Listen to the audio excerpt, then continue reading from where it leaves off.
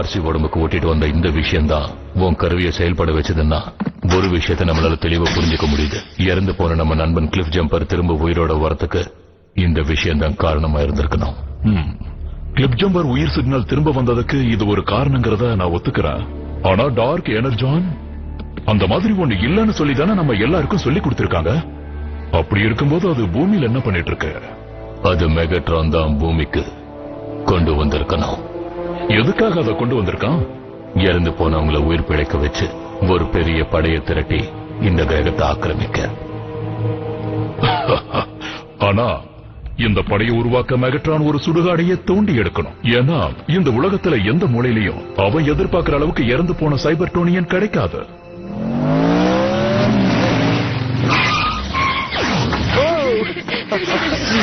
ரொம்ப அட்டகாசமா இருந்துச்சு.